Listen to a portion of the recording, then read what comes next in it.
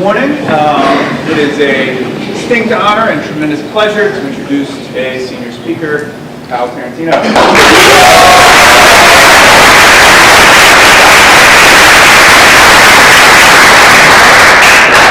We all want to help one another. Human beings are like that. We want to live by each other's happiness, not by each other's misery. We don't want to hate and despise one another. That was a quotation from the movie The Great Dictator, starring Charlie Chaplin. Chaplin stands at a podium in front of his entire country and delivers a motivating speech about the innate morality of mankind.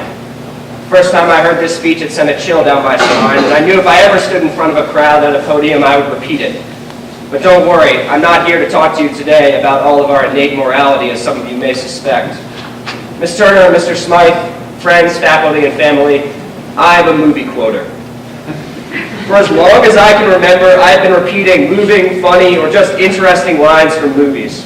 Sure, I've always enjoyed watching movies, and after several miserable video projects, I've come to master the basics of iMovie, but I am not a director or a screenwriter by any means. I do not have some deep-seated passion for film, nor do I love acting. But after watching, and usually while watching movies, I look for lines that I deem quotable. There's no problem with marveling at inspirational or motivational quotations. Most of the prominent figures in history have offered us quotes to ponder, and I even used some later in my speech. My repertoire is not short of these. Anytime Alfred opens his mouth in the Batman series, or Ned Stark describes his sense of honor in Game of Thrones, I'm always very moved. But what about the trivial? A couple of weeks ago, I found myself at Garrison Forest post-prom around 1 a.m. with a couple of friends doing nothing but spewing movie quotes. A little vintage Vince Vaughn from Wedding Crashers, some classic Jason Segel Forgetting Sarah Marshall, even a little Mike Myers, Austin Powers. We were just sitting there, saying nothing but meaningless movie lines, and I could not help but wonder why. A few years ago in 7th grade study hall, I made it my mission to write the entire script of the movie Ocean's 13.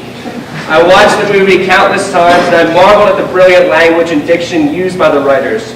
For some reason, I felt compelled to put it all on paper. Granted, I got very bored in 7th grade study hall, but here I am 5 years later, still quoting movies. Now perhaps the fatigue of prom had gotten to us, or is it possible that we actually had nothing better to say to one another?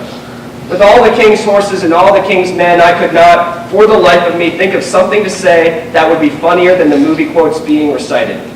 I had nothing genuine or original to offer to the conversation, and I eventually found myself defaulting back to some Seth Rogen Superbad and Craig Robinson This Is the End. There I was, at the end of my senior year, with nothing better to say to my friends than, not gonna lie, I'll be pretty bummed if I don't get at least a bite of the Milky Way. Or, it sounds like somebody has an exam tomorrow. Despite our dynamic and exciting worlds, all I had to offer was random lines that a Hollywood writer thought up years ago. A group of brilliant young men that claimed to be friends, and we were struggling. I do not believe that this scenario is unique to me. At the lunch table, on the sports field, wherever you might find yourself, we tend to draw on the work of others. How many of you have recited something you heard on the news the previous night to sound smart in class, or told a joke that you read online, implying it as your own? Drawing on the ideas of others is not a bad thing. This is how the world keeps on growing. But when we quote a movie, instead of saying our own joke, simply out of fear of failure, we're sacrificing our own originality in the name of temporary success. Now, obviously, this is not as easy to stop as it sounds. It's a brutal world out there. Friends will rip on you if you say a dumb joke, and as young adults, it feels more and more like originality is incredibly hard to come by. Everything useful has already been invented, every great masterpiece has already been painted, and there's already an app for everything. Yu-Gi-Oh! Copied Pokemon, Pepsi stole Coke's recipe, Samsung Galaxies and iPhones are essentially the same thing, Burger King is just McDonald's with a different name, and Gatorade and Powerade are indistinguishable. To quote Pirates of the Caribbean 3, the world used to seem a bigger place. Even away from adulthood right here at Gilman, we struggle with coming up with original ideas every day. You would be appalled to learn how long it takes Tyler and I to come up with a dance theme or a spirit shirt idea. Every time we get the perfect one, it's already been done either at Gilman or at another school. So we waste our time marveling at the brilliance of past ideas as if we're trying to imagine a color that hasn't been invented yet. This speech itself may not be entirely original. Ralph Waldo Emerson once said, "I hate quotations. Tell me what you know." Yes, the irony of me including this in my speech is tremendous, but it sums up why I care so much about this topic and the need to be original. My life was largely written for me. Coming from a family with 2 older brothers, everything had essentially already been done. I was destined to follow them to Gilman. We played the same sports, we attended the same summer camps, we liked the same foods, and we've always quoted the same movies. Don't get me wrong, I loved all of these things, but I can't help but think that along the way I failed to be original. I struggled with following in the footsteps of 2 very accomplished brothers. It was not easy to match the expectations that they had set, and sometimes I felt like I never established a true identity. Being accidentally called one of my brother's names, or Little Tarantino, could be demoralizing at times. Senior year has been especially important to me because for the first time, my last name has been somewhat forgotten. I've been free to be original and change the preconceived notions about myself, free to be a leader in the community and offer my talents. This is not to say that I do not cherish being a part of my family, but I do think that the world can feel entirely scripted at times.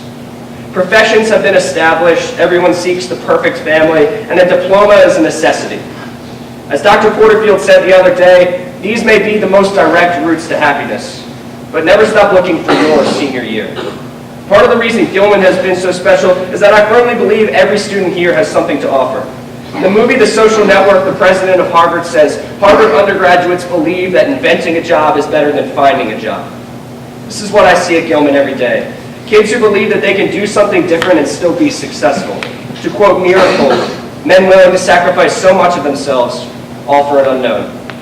One of the most meaningful things that I have done here has been being the official Twitter man of the lacrosse team.